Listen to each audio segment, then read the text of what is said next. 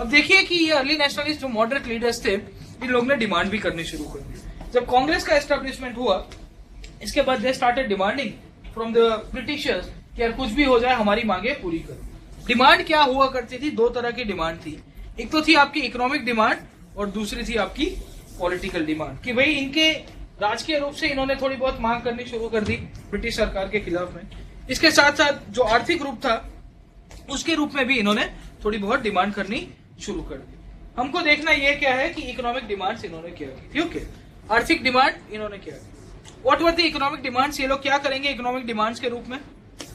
What can you expect कि ये लोग इकोनॉमी को लेके क्या डिमांड करेंगे? The demand will be the same. अभी जो ब्रिटिश पॉलिसीज थी उसके ऑपोजिट ये लोग डिमांड करेंगे। ब्रिटिश पॉलिसी क्या थी? Unilateral free trade policy. What will this guys demand? बोले बंद कर दो। ब्रिटिश पॉलिसी क्या थी? कि डबल टैक्सेशन कर दो, रेवेन्यू आपका ज्यादा बढ़ा रहे थे। ये लोग क्या बोलेंगे कि रेवेन्यू कम कर दो। ब्रिटिश पॉलिसी थी कि डिवैल्यूएशन कर रहे थे पैसों का, ये बोलेंगे कि भाई रुपीस का रिवैल्यूएशन किया जाए। एसेंशियली जो भी ब्रिटिश रूल का जो एस्पेक्ट था ना, उसके विपरीत जाके ये लोग डिमांड करते रहेंगे। तो रेवेन्यू रिडक्शन की बात करेंगे, ये बोलेंगे कि हमको कंसेशन दो, रिमिशन दो, रिलीफ दो in the times of natural calamity. बोले हमारे लोगों का आप जो शोषण कर रहे हो वो बंद करना शुरू करो। बोले यार ये सब नहीं चलेगा, हम लोग अभी पॉलिटिकली एक्टिव हो गए हैं, रेवेन्यू रिडक्शन की तरफ चले गए, कंसेशन और रिमिशन की तरफ चले गए। जब हमको जरूरत पड़ेगी तब आपको हमको थोड़ा बहुत रिलीफ भी देना पड़ेगा। इसके साथ साथ इन्होंने ये भी बोल दिया ईस्ट इंडिया कंपनी को या ब्रिटिश गवर्नमेंट को जो भी थी यहाँ पे, कि you have to cut down the expenditures on administrative and military areas. बोले कुछ भी हो जाए आपको अपने खर्चे कम करने हैं। You have to reduce the expenditures. अभी मैंने बताया ना कि होम चार्जेस में कितना जा रहा था इकोनॉमिक ड्रेन के तहत, तो ये लोग यही बोलेंगे कि आपका होम चार्जेस जो है उसको कम किया जाए। We want this money to be spend for the welfare of Indian people. तो जो ब्रिटिश रूल का एस्पेक्ट था उसके विपरीत जाके आपको यहाँ पे पूरा का पूरा डेवलपमेंट कांग्रेस के साथ देखने को मिलता रहेगा। Larger allocation of budget in agriculture areas. बोले कुछ भी हो जाए आप लोग खेती के अंदर पैसा नहीं डाल रहे हैं। मैंने बताया कि the Britishers were responsible for the stagnation of Indian agriculture. तो उसके विपरीत में जाके ये लोग बोलेंगे कि यहाँ पे आप एग्रीकल्चर के अंदर पैसा डालिए। बोले हमारी जो खेती का जो पूरा का पूरा विभाग है उसको और ज्यादा मजबूत और आगे ले जाने की कोशिश करिए।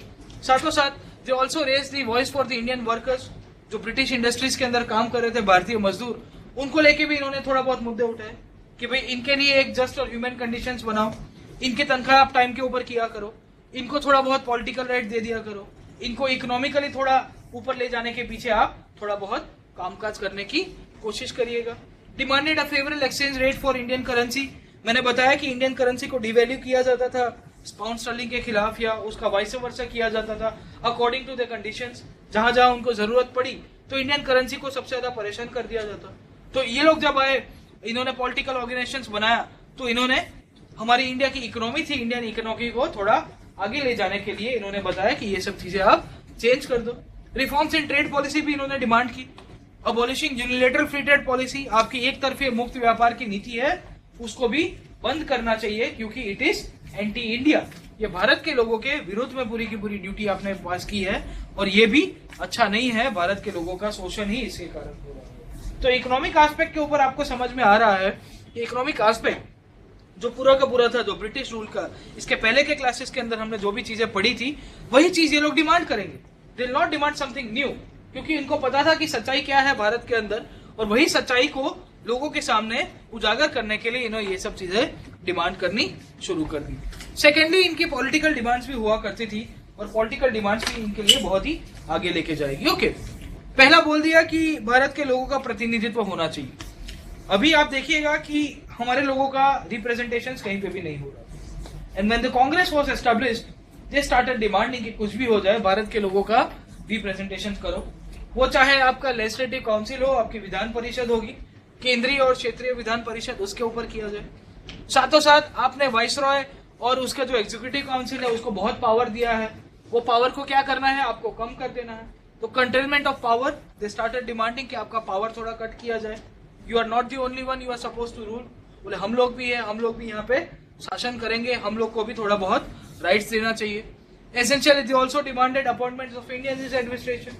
भारत के लोगों को यहाँ पे आपका जो एडमिनिस्ट्रेशन है उसके अंदर अपॉइंटमेंट के लिए इन्होंने डिमांड करनी शुरू कर दी। मैंने बताया कि जुडिशरी जो थी आपकी वो जुडिशरी को एसेंशियली साइडलाइन कर दिया जाता था। इन्होंने बता दिया कि भाई इंडियन जजेस को आप पावर दे दो कि यूरोपियन सब्जेक्ट्स को ट्राई कर पाए। इसके पीछे एक कंट्रोवर्सी भी हुई थी जिसे कहते हैं Hilbert bill controversy. Hilbert bill के अंदर प्रोविजन यही था कि इंडियन जजेस को पावर दे दिया जाएगा कि वो यूरोपियन नागरिक जो भी होगा उसके खिलाफ वो अपना मुकदमा चला पाए। बट अंग्रेजों को पसंद नहीं आया ये चीज, तो ये बिल को ड्रॉप कर दिया था।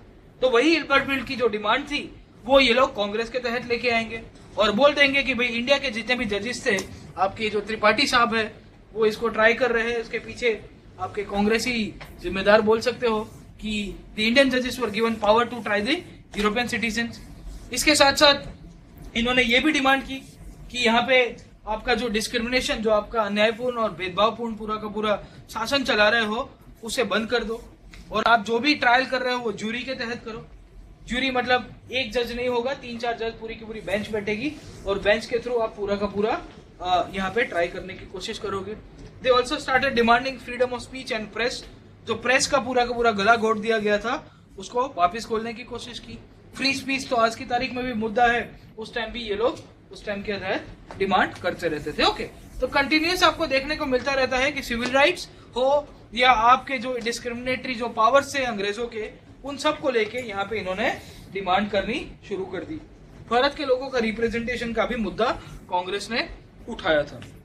यहाँ से ही आपका कभी कभी प्रश्न बनता है कि कांग्रेस ये सब पूरा का पूरा जो डिमांड कर रही थी, वो डिमांड के तहत आपको क्या लगता है कि सरकार का एटीट्यूड क्या होगा? What would be the governments attitude towards the Congress, और कांग्रेस की डिमांड के पीछे सरकार किस तरह से आगे बढ़ेगी? इनिशियली मैंने बताया कि सरकार ने इसको वेलकम किया न्यूट्रल वे के तहत, बोले कोई बात नहीं, कांग्रेस बना है, हमारे ही लोगों ने बनाया है, भाईबंदी है हमारा, ठीक है, ये ह्यूम तो कोई इश्यू नहीं है हमको। 1887 के आसपास तक आते आते कांग्रेस के खिलाफ सरकार बहुत हॉस्टिलिटी जाहिर कर रही थी। The government started becoming hostile against the Congress leadership, और लॉर्ड डफरिन 1885-1887 के आसपास ही जब ये बताते हैं कि it's a microscopic minority of people, एक बहुत ही सूक्ष्म है, दिखते भी नहीं है, माइक्रोस्कोप में भी नहीं दिखेंगे, बोले चिंटू पिंटू। ये 4 लोग मिला के बोले पॉलिटिकल डिमांड कर रहे हैं, बोले क्या करोगे तुम? ओके, कुछ चलने वाला नहीं है तुम्हारा। इसके बाद आपके 1905 के आसपास जब गवर्नर जनरल आते हैं वाइसरॉय लॉर्ड कर्जन, तो लॉर्ड कर्जन बोलते हैं कि Congress is tottering to its fall and one of my great ambitions while in India is to assist it to a peaceful demise. Okay, ये प्रश्न स्टेटमेंट के साथ ही यूपीएससी ने पूछ दिया था 1997-98 के आसपास के प्रश्न पत्र के अंदर कि who said this statement, who said to whom and when, वो आरटीसी आता था रेफरेंस टू कॉन्टेक्स्ट। उसी तरह यूपीएससी ऐसे स्टेटमेंट पूछता रहता है, तो इसने प्रीलिम्स के अंदर पूछा था, 4 गवर्नर जनरल के नाम दिए थे और लॉर्ड कर्जन के साथ ये स्टेटमेंट पूरा का पूरा एट्रीब्यूट किया गया है, क्योंकि 1907 के आसपास अगर आपको पता होगा कि कांग्रेस का विभाजन हो गया था, कांग्रेस की फूट हुई थी, और इसके तहत ही लॉर्ड कर्जन ये स्टेटमेंट देते हैं, बोले कांग्रेस टूट रही है, मुझे मजा आ रही है, और मैं जब तक भारत में हूं तो मैं देखूंगा कि ये शांतिपूर्ण इसका मृत्यु हो जाए तो मुझे मजा आएगी। और okay, so essentially so the Britishers 1888 तक आते आते यहाँ पे डिवाइड एंड रूल, अपनी जो पूरा का पूरा जो डिवाइड एंड रूल की जो थियरी है वो थियरी को आगे और प्रोपोगेट करेंगे, और इसके तहत ही जो कांग्रेस के राइवल ऑर्गेनाइजेशंस होंगे उसको ये लोग पुश कर देंगे। इसी के तहत 1887-1888 के आसपास एक और पॉलिटिकल ऑर्गेनाइजेशन बनता है जिसका नाम है United Indians Patriotic Association. This was founded by sir Syed Ahmad Khan, आपके अलीगढ़ मूवमेंट वाले, और राजा शिव प्रसाद ऑफ बनारस। इन दोनों के द्वारा जो बनाई गई जो पॉलिटिकल बॉडी थी, जो एंटी कांग्रेस मूवमेंट भी बोला जाता है, सरकार उसको बहुत ही फेवर करती है और कांग्रेस को थोड़ा दबाने की कोशिश करेगी। इसके बाद आपको ये चीज कंटिन्यूस देखने को मिलेगी, वो चाहे मुस्लिम लीग होगा, मुस्लिम लीग को भी सरकार बहुत फेवर करेगी।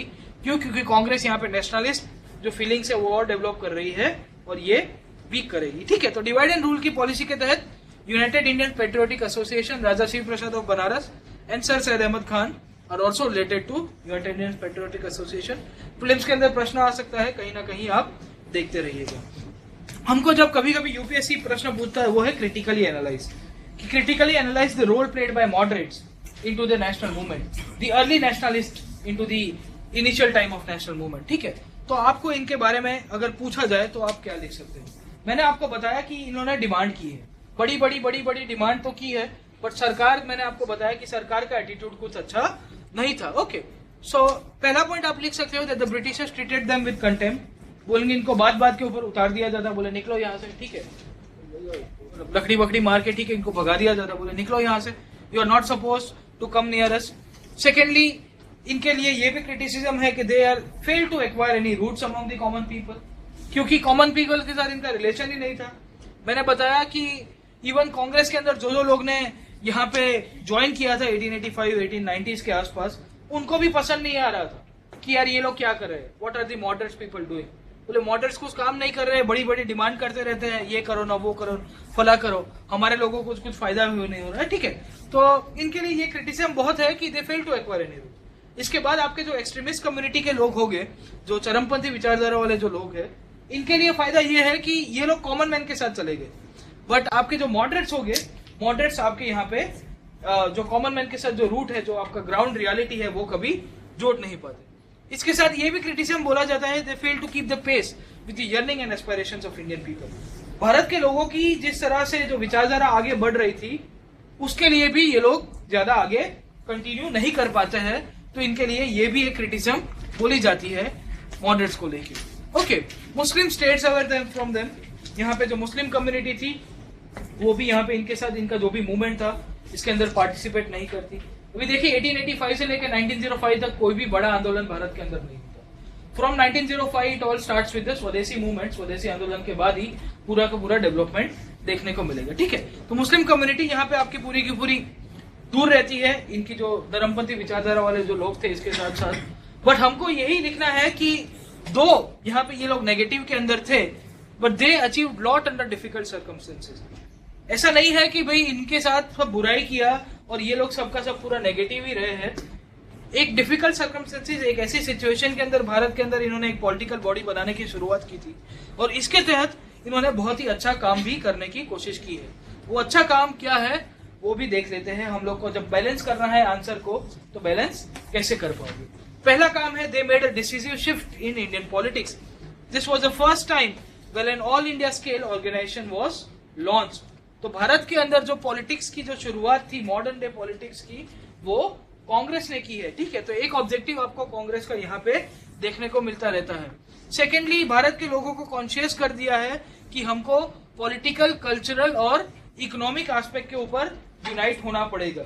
If will not be united, तो हो सकता है कि हम लोग इकट्ठे नहीं रह पाएंगे और अंग्रेजों से आजादी नहीं मिल पाएगी।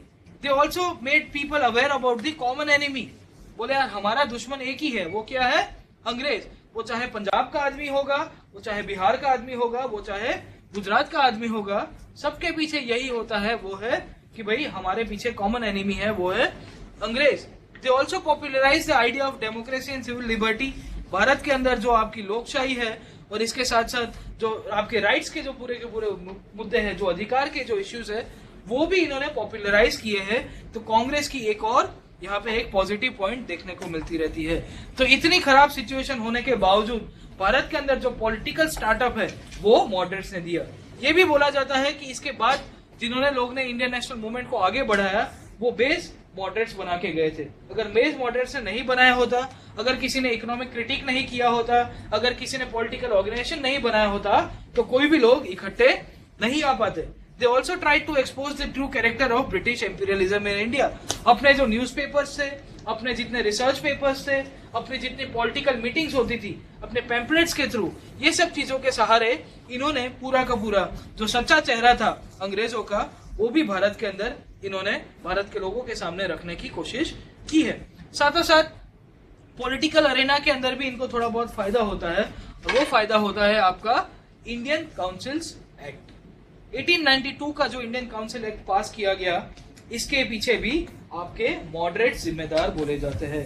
मॉडरेट्स ने 1885 के बाद जो भी डिमांड रखी थी, इसके बाद ही 1892 के अंदर इंडियन काउंसिल एक्ट को पास किया गया। अगर मॉडरेट्स ने डिमांड नहीं की होती, तो हो सकता है कि आपका काउंसिल एक्ट थोड़ा लेट आता, या उसके अंदर के जो रिफॉर्म्स थे वो भी थोड़े बहुत लेट आ जाते। Okay, so they led the foundation for future path and future leaders and future path. Okay, तो इन्होंने जो पूरा का पूरा बेस बनाया है, वो बेस के आधार के ऊपर आपकी आजादी की लड़ाई आगे कंटिन्यू होगी। तो मॉडरेट्स को जनरली अंडरमाइन किया जाता है इंडियन नेशनल मूवमेंट के अंदर, बट हमको ये देखना है कि आपकी जितने भी ये धर्मपंथी विचारधारा वाले लोग थे, इनको अंडरमाइन नहीं करना है, but they were also equally responsible for the starting point of political activity in India.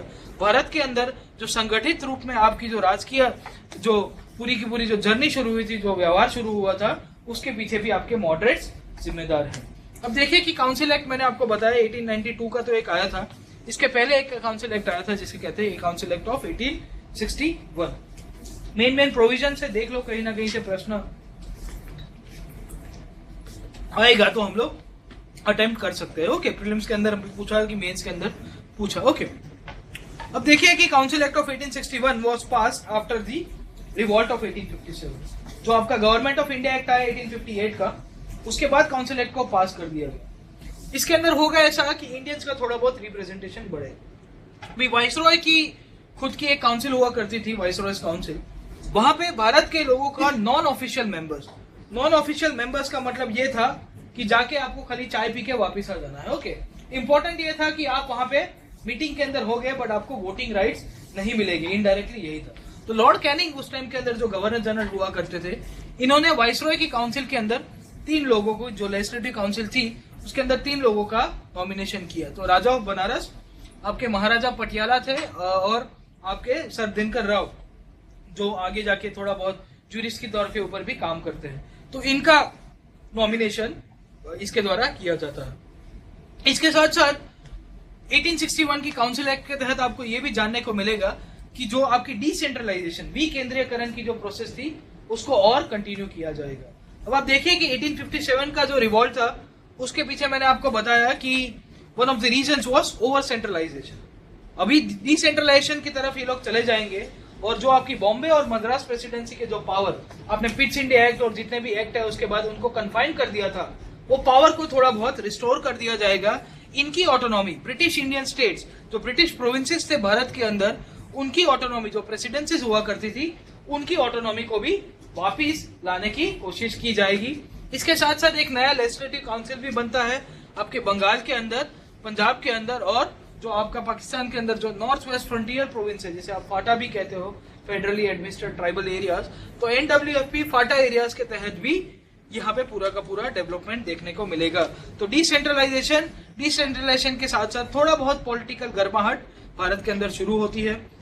Viceroy को बोला गया कि he can also empire issue ordinances का पावर भी वाइसरॉय के ऊपर थोड़ा और ज्यादा दे दिया जाता है।